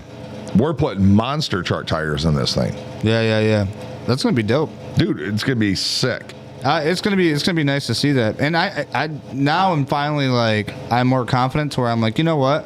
I took this van to my van, you know what I mean, my white one to a meet, and people were like interested in looking at it to see how I get in and drive it. Mm-hmm. I'm like, fuck it, dude. That's it. That's this whole time I've been looking for a classic car. This is my car. It's not classic, but this is my car. It's a show van. It's a show van. Literally, I got a show car. Yeah, it's completely custom, and So I got what I wanted, right? We're gonna go ahead and we're gonna switch to the next picture. What's this one? Now this is very different than what we just looked at. So this here. '02 Chrysler Sebring, bought from a buddy of mine. So I've run the Gambler for 5 or 6 years now. I think this spring will be my 6th year we've done the Gambler 500. We got to do an episode on that. So the guys that got me involved in this, we have a road course racetrack in a hidden location in Jackson. It's invite only. And literally a bunch of rednecks take $500 piles of shit, do unique stuff to it, unique paint jobs, and we race a road course. And we do a couple of heat races, then we do a feature race. It's all for our own entertainment. Public not welcome yet, liability issues, all you that don't stuff. want anybody getting So it's on an invite, but smoked on the side. we did. So the races we've always run are actually kind of rough races. It's like a smash up derby course. And the guys that actually take the racing serious, we just had an invitational. This is the car that I run. This is the Dale Earnhardt. So the day we run the race was the day Dale Earnhardt actually died. Oh, no. And I was trying to think of what I wanted to put on the car that morning. And I was like, do it for Dale. Big O number 3 on it. I did okay. The track was so muddy, I ended up snapping a CV axle, and I was out of the race. I didn't win. We all kind of like pool, throw some money in, and whoever wins, wins. Right. And I've seen some live videos of these things, and they look fun. I mean, it's not like it's like a super fast, like crazy thing, but it's just like it's like, oh my gosh, why would you? If you guys want to see some video, get on YouTube, type in Shitbox, SHITBOX, November to remember, and our friend Corey from Detroit come up there and videotape the whole thing, and I think we blew him away. I don't think he was prepared for what he saw that day, and it's pretty freaking redneck. It gets no more redneck than that. I mean, you look at the redneck shows they got going on, like down south in Georgia. They got the Big Mudder, they got the Michigan Mudder, they got these different things. They got nothing on us. But I mean, it's what you're doing here. This is a shit box in mud, so it's like The whole literally premise. got a Dodge Stratus from fucking, Yeah. Oh, dude. Dodges 2006, 2005, and you're just beating the shit out of it. Front wheel drive V6. We have had some front wheel drive V8 cars that I run. More of these, I run a Lincoln at one time, but yeah, you see it after the mud with a snap CVX. Oh, well, that's a whole different fucking story there. I don't know what that's a fucking. So this is go ahead and walk us through that one there, Mr. Rowdy. So this is the first time you're going to see a couple of pictures that the boys from Phelps brought a car in, and it was all painted up and it was beautiful. And instead of just having race mode, one driver, one car, they decided to pack the whole car full of all their buddies and get them in the race. Oh, damn. Well, halfway through one of the races, the car's smoking, and they're doing like 3 miles an hour. The car's barely running. They're just hammering down on it. And finally, the car gave up the ghost. Well, it started on fire in its upright position. We put the fire out we peeled the hood off, but the interior is pretty trash. We thought the car was out. We flipped it over to get some more water on the bottom of it. When we flipped it over, it went again. That's when that looks like. All the oil from the engine, all the gas from the gas tank siphoned out, and we all cooked hot dogs, sang Kumbaya, and had a really good time. Sounds like a very heartwarming event. It's a bunch of good guys, good friends. Like I said, it's all safe. It's like you got safety members, safety. Yeah, people we've all got fire extinguishers and apparatus and it's not like somebody was in it, right? No, they were well out of the vehicle. Right. It smoked so bad from the hood. Everybody stopped, got out. We're really safe. Nobody's ever been hurt. It's a private event, and they planned on losing it. Oops, see that happened. And Hold on so yeah, man, it was just a freaking really good time. Let's go back through it. We got a couple more here. There's the aftermath. There's during the race. See that car in the back, that yellow one? Yeah.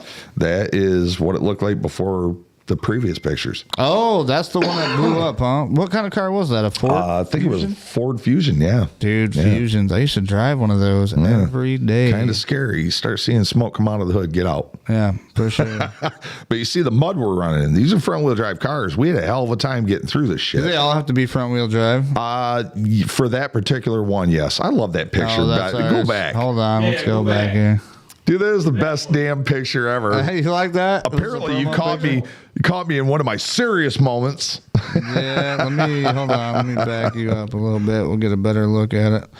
No, what it was Man, I kept watching everybody else do these like intricate pictures like on YouTube, you know what I mean, with their thumbnails, and I'm like, how do they get the damn silhouette? So I looked it up and I like downloaded this thing, and it was like, pay this much money. I'm like, fuck no, I ain't paying you. And I just hit X and I just figured it out, and I was like, dude, this is dope as hell. And I had like the car. You swipe the picture, and what a great picture of the freaking car. And you know what? See that lightning bolt that's coming right down through the windshield? Yeah. It blocks his face, so he can't sue us. Ah, nice. That was the dude from Gas Monkey. That was in there doing gotcha. the shit. You know what I mean? Which Dude, they wouldn't give a shit either way. They'd be like, "That's cool." It was really cool. I just caught up on episode 6 with a big ass fucking transformer blowing in the black background. No, whatever the one that had the music backing to it. Oh, you're talking about the one that you just seen with the guar and shit. Yeah. That was freaking cool as shit. And I never saw that until today. Really? You just seen that today? Yeah. That's why you shared it? I That's was why like, no, I was bro, like, we're on this one now. He was like, well, I just seen this, man. Like, Lost track of time, man. So is that all the pictures? I mean, yeah, we're back to where we were, but I mean, that's what it is. I mean, it's Shitbox. Shit, yeah. Shitbox November to Remember. There's 3 videos. The first one's kind of showing you around the cars, the lifestyle. The second one is the heat races, and the third one is the big main race, and then we have some specialty races that we run. And I don't know, man. We're talking about how to figure. You know, there's guys that have made this shit take off. We ain't millionaires. We're a bunch of poor rednecks. We're trying to find some entertainment 3 or 4 times a year, and we found it. We're content. But we're almost kind of considering trying to figure out how to get this a little bit bigger.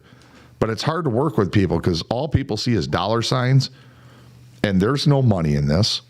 And see, for me, it's like, I would love to come out there and cover some shit like that and take footage, but like, I don't want to see myself out there in those conditions. I get stuck like a motherfucker. Oh, no, we'd totally get you in and out. Absolutely. I mean, as long as I can get, because my van will make it like, to a certain extent. No. We've got drives in. Like if you wanted to go, literally, it could get you a front and center spot in your van, safe. Excuse me. You could sit in your driver's seat and watch the whole damn race. Hannah said you got to invite her to the next one. So many people say that, but we've tried to keep a little bit of control because it's so popular. Literally, we could have thousands of people. You know. In all reality, but it's not safe. If you wanted to do it, you could have it to where if people really wanted to come, they could come and they could just sign the waiver. Well, but it's like, do you really want to bring your kids and shit? Like, but it's not worth it. You don't want that many people there too, though, because I don't know. Maybe I don't know. It gets too big; it always ruins something. But let's say, let's say we worked a deal out with Spartan Speedway.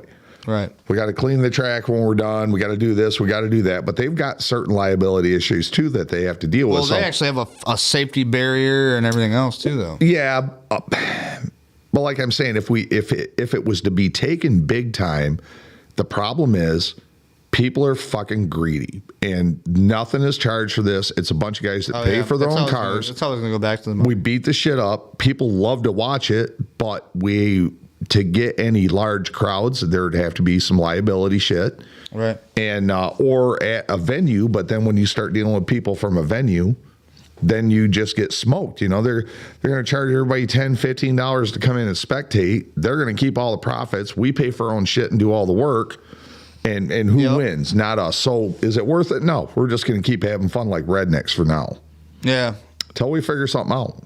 And that's it's kind of like, if you can't get in, you can't do your own thing. A lot of, like, back in the day, believe it or not, what people used to do was, well, fuck it, I'm gonna do my own thing then. We are. And that's what I mean. You did that because nobody would let you do their shit with them. So, like, those who can't get into your shit or whatever that want to involve themselves can maybe think of some shit in their area. And there are other guys responsible. I don't want to throw That's kind of how NASCAR became a thing, right? Was because fucking they were trying to run moonshine. And well, we can't fucking run them. That's the driver aspect of it, was the moonshine runners. They had the hot rods. They had the driving skills. Right. And people like the France family took it and gambled on it and made this huge monster out of it since the 40s. So good for them. That's fine. Cletus McFarland, he does it. Like, he had enough money, he could just go buy a fucking track and do all the stupid shit he wants to do. Right. He does it with Crown Vics, and celebrities come in and race these Crown Vics. Cletus McFarland, this shit, you're talking about the dude that's on YouTube, right? Yeah. That does the Freedom 500 and all that shit. Yeah. Is that his fucking track that he owns? That's his track. He owns it. He had some money, and He's probably got to pay a shit ton in but liability insurance. There always is, but you also have waivers to sign, so it really doesn't fall back on him too bad, because the waivers, I think the insurance is more for the spectator aspect. Right. You know, the drivers they're signing waivers because they're like, listen, we're putting ourselves in this position. I'm going out here and getting shitty, and I might die, and I'm going to have fun doing it. Right. Well, just like any other driver, though, maybe like, at Formula One, get paid a lot of money. Fucking these motherfuckers probably ain't getting paid shit. They're already either rich or they're, No, it's because we see all these YouTubers. I see the last one I seen over. The reason I'm saying this, let me break it all back. The reason I say this is because I've seen like Demolition, Matt and fucking all these other people over there that's doing this shit, and they're driving around, and like some of these guys are actually pretty good damn drivers, but like I can tell you why they do what they do. Right. We're adrenaline junkies. But that's what I mean. They've had some big drivers come in that race and actually race with these YouTube kids. And fucking, they're just like, obviously they're always in the front. Right. I mean, they got more YouTube skill. People are always in the back, right? They're always getting their asses whooped. But that's why people do it. We're adrenaline junkies. We like entertainment. Cheap cars, race them hard, smash them, whatever. You buy them on Friday, race them on Saturday, and they go to Omnisource on Monday type shit. Mm-hmm. Well, damn, don't drop all your valuable jewelry down the floor, because I flipping my ring around and shit. Make sure that it goes to the right person. But no, so we talked about that. What else is on the list of things to talk about? Because I've thought about, we're talking about cars and shit. I've thought about what can I do to help somebody. Because I've been approached by a couple people. I mean, me. People that really know me, who I am, know that I used to be in the car show world. I used to do car shows. I used to hang out with people that did big car shows. My grandfather did, I don't want to say did it, like he did the whole thing, but he was a big part of doing the downtown Jackson car shows. Yeah, promotion. Yeah, and I remember the promotions. No, I remember days like where there was like the club members were supposed to help do it, and he just kind of got like stuck with it, and so he had to show up and like give away the giveaways, and like our whole basement would be filled with fucking nothing but like giveaways for people that won like the call outs. It's tough to do that. And I've been there, dude. Trust me, I fucking know it. But it's hard to not want to profit. You have to profit. I mean, you're giving up your time. You have to get compensated for your time. Oh, no, for sure. And then anytime you take any money, everybody calls you greedy, blah, blah, blah. Dude, that's what I didn't like about it. I'm like, and what the fuck? It gets into this whole political aspect and da-da-da-da-da. But it's funny because... But everybody loved coming to my car shows, though, because I have the shit. But I'm like, I'm giving away all this shit. People are calling foul, except they weren't out doing the legwork. Right. And that's what it takes is legwork, because like literally with these people, I had to sign fucking some of these companies like Harbor Freight. I had to sign this fucking agreement that I had a DBA. I was doing a car show to fucking with no, you know what I mean. The only money I was getting was for the car registration, and this person made me sign this fucking thing from Harbor Freight. That's why Harbor Freight let me have it there. Right. That's why Harbor Freight gave me fucking free. They gave me like 6 different tool boxes for each car show I did for free to hand out to people. And these are 160 part tool boxes. These are fucking huge. Dave, nice was there. Remember that shit? Big old fucking ones, dude. Right. People came to my car shows, dude, and they talked about that shit for 2 years. They were like, dude, when do you have another car show, bro? I love your fucking car shows. I need a toolbox. I'm like, look, dude. It's tough, man, because there's not a lot of money floating around. People are flocking to the more free shit. Yeah. But you have to look behind the scenes at all the work that's being done. And I'm working with other guys that have managed to stay pretty much profit free No, they and I know exactly who you're talking about and what you're talking about. Yeah, like, and I what, wanna what get- they do is, and it's more like community oriented too. But even like I've heard it from the grapevine that it is getting more than fucking community, and it's getting to the point where people are coming from out of town and they're like, we don't have room, bro. Like, what are we gonna do? Yeah, You know what I mean? it's such an awesome scene, man. Just car people in general are awesome. There's very few douchebags. Dude, if one car guy hears that there's a dope ass show that's going on that's like free to get into, you can make a donation, Word whatever. spreads. They're telling 20 motherfuckers, and Yep. they're bringing 40 motherfuckers. Yep. You know what I mean? So I mean, it's even like, the Jackson car show went from podunk to holy shit. yeah, my like buddy, some of the baddest cars ever. my seen buddy out. Jason did the city called and said, "Hey, will you do the burnout box?" And it was off the freaking hook this year, dude. Downtown Jackson doing a burnout. See, I pit. didn't go this year. I went the year before. Dude, it was nuts. And I was like, I went out there and did several. Wait, hold on. Was this wasn't the first year, was it? Was this the first year? No, it was just this summer. Just this summer. They had this They burnout. didn't do it last summer though. No, but I you're, seen it. No, I you're seen thinking it. back in the day. Yeah, no, I seen it on fucking video. I wasn't. That was there. up in front of Foot's place, and that was non-sanctioned. Yeah. Me and Foot talked about that. I talked Dave. Dave said, "Should I do a burnout?" And I said, "Fucking let her rip." And he got pulled over right up on the corner, dude. Like Yeah, they were Dave's on fucking him. Like, Dodge. they didn't bust the Corvette. They didn't bust all these badass They cars. got Dave's old ass fucking. Dave gets out here in a '64 Dodge. Dodge Dart and fucking hammers down, and they were on him like flies Like, on "Get shit. over here." Like, what are you picking on the poor guy for? Right, bastard. I was screaming at the cop. I was like, really? The poorest fucking guy at the burnout contest, you're gonna light him up. After all these motherfuckers just cruised off. I literally said that to him. I went up there. No, for sure. They While need they to had know. Dave on the Dude, shame sidewalk, these and I went up. motherfuckers. They're I went up shame, and said shame. it. Everybody I know said there your was a name. fucking Corvette, there was a fucking Maserati, $100,000 Chevelle, and you bust the guy in the fucking $2,500 '64 Dodge Dart. Brandon Pickens says we need to pick the date to do the walleye fishing. Around the windows. Damn it! Let me ask you guys this. He said, "Rowdy, you can come too." Rowdy, you can go. He didn't say you can. He said, "Rowdy, you come too." He probably does a little bit more than me at the moment. But back to the fishing. He says you can come do walleye fish. He's been trying to get me on a fucking boat, out on this fucking boat to do some walleye fishing. They do the St. Clair River, I think. And dude, they catch fish like this big. They'll take you out deep. They'll take you on the channel. They'll take you wherever you want. You can catch fish as big as you want to catch. I don't know. I'm not a fisher guy. I don't like fishing. I don't like eating fish. I don't like the fucking smell of fish. I love fishing. I love this. I love catching them. Always have. Ate bluegill as a kid and perch, and I lost all tolerance and smell for any kind of fish. Yeah, it's why. I don't know. It's just maybe it's an age thing. Whatever. Fish makes me nauseous. Did you ever But- eat it as a kid though? Like, Oh, I ate the shit out of bluegill and like I say, perch. you probably no, but you ate like real fish. Real fish. But even now, I can't even stand the smell of it. If they got a bluegill or a perch fry, the smell, I don't know. I don't It like just it. smells like dirty fucking water, bro. Just give me To a be honest with you. steak. I'm just like, But oh, as yeah, far yeah, as yeah, kill a fishing, cow. Can we just- I love fishing. just to catch it and be like, here you go. Take this. Chuck it out.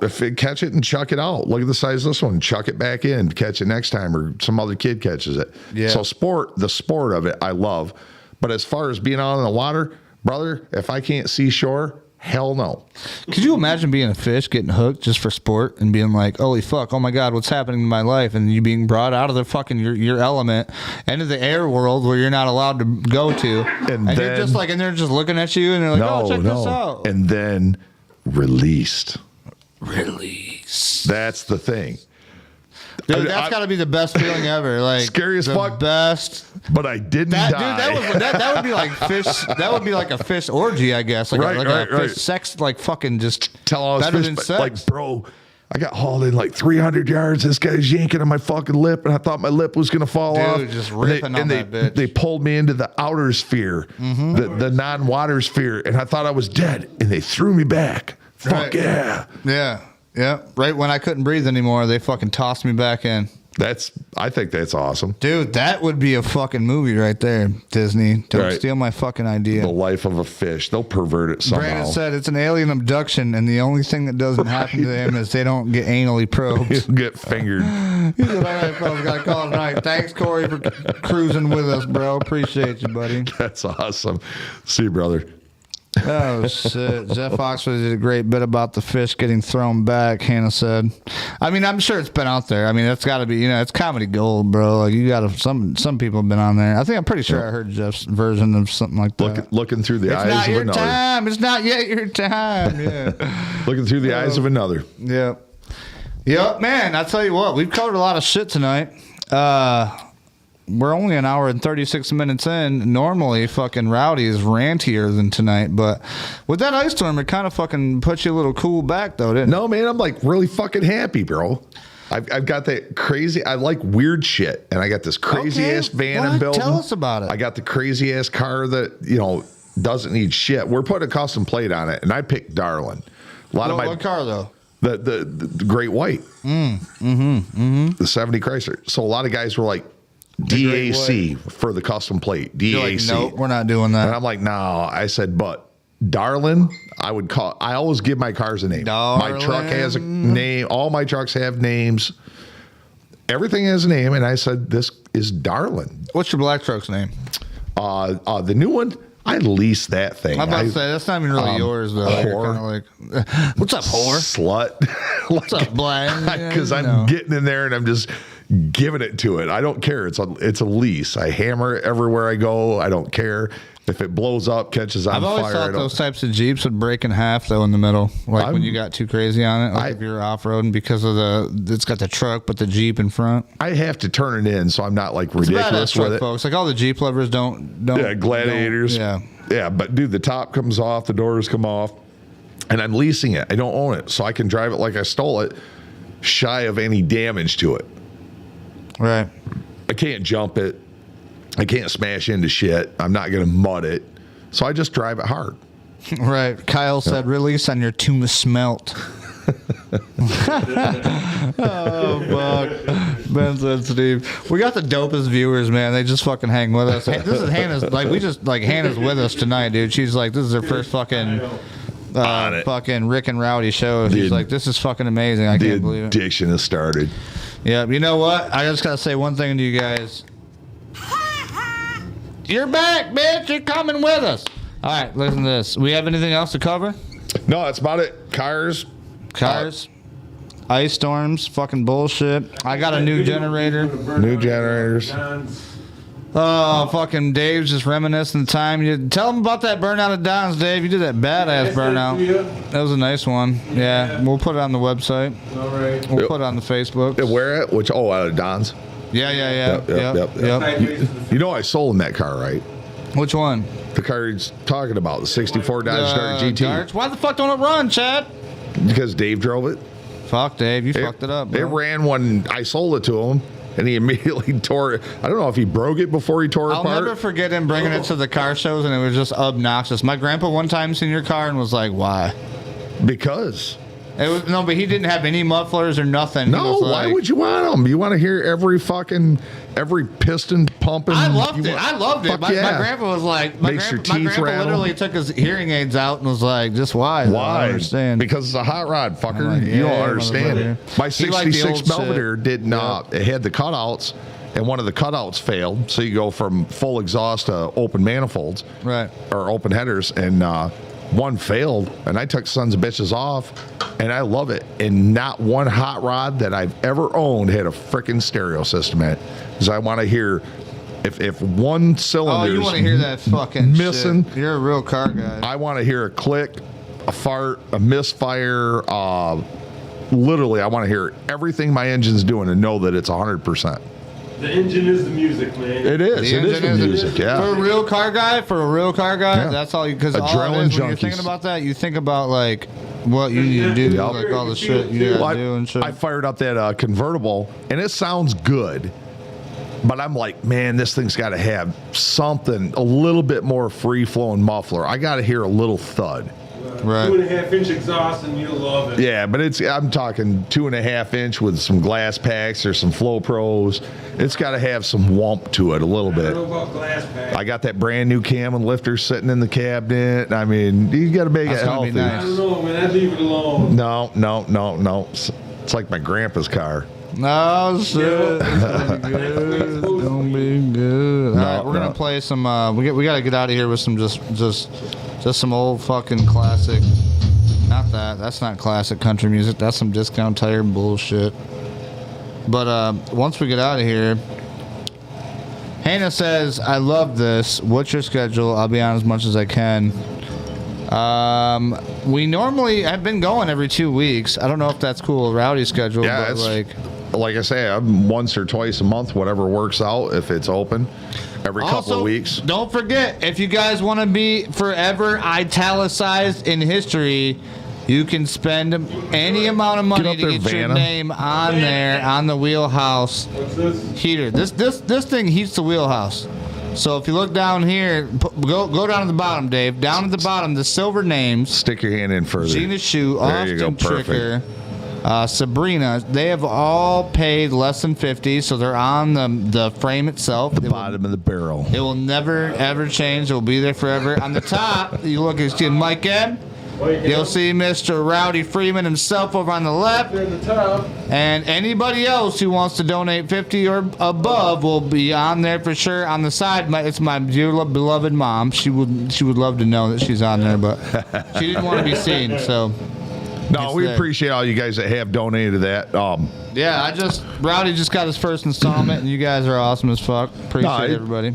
Dave needed heat to make this happen. I wanted to help him make his magic happen. Yeah. And I'm thankful that I had the opportunity to at least stick my foot in the door and help you out, Wait, bro. Are you putting yours towards the heater? Yeah. Damn. Give it to him. That's $20 right there, Dave. Dave, give it $20. Dave, put your name up there on the fucking thing. There's a silver marker. Where? Right there. Look over there on the speaker. See the speaker? Speaker. Right on top of that speaker, there's a silver marker. You take that silver one. Don't be putting the gold up there with that 20. You're on the bottom of the barrel, bro. Yeah. No, listen. No, up there next to Gina's shoe. Yep. Put your name right next to Gina's shoe. I'm gonna get right next to Dave here. Look at here. Make right sure you there. sign Here, it. Cam. Dave Vanna. Yeah, put it on there. Dave Vanna. Skeeter Dave. Skeeter Dave with a $20 donation for the Heat the Wheelhouse project. This was donated to us, guys, by obviously if you're just brand new, Rowdy has hooked us up so we could do this all year long. We don't gotta wait for summer. We ain't gotta wait for spring. And so anybody that does this, that's why we're doing this. You know what I mean? Nobody else would let me do it like a podcast with them, so I had to buy my way in the door somehow. Well, you know what? I mean, I think that's the best fucking ticket you could buy. Shit, I'll take it any day. Hell yeah. Put a little line right next to your name, Dave, so nobody else can ride over it. There you go. Boom. Locked in. Don't fuck around. That's how we Dave's used to do sideline. that. See that? Remember that back in the day? Oh yeah. How you used to put the lines with the X's and shit? Yep. Like, nah. And this is some my guy with a spot. different colored marker drew a dick on it. Yeah, most times. All right, guys. Well, we're gonna bang this shit. This ain't no shit. It's gonna get us kicked off, I hope. But until next time.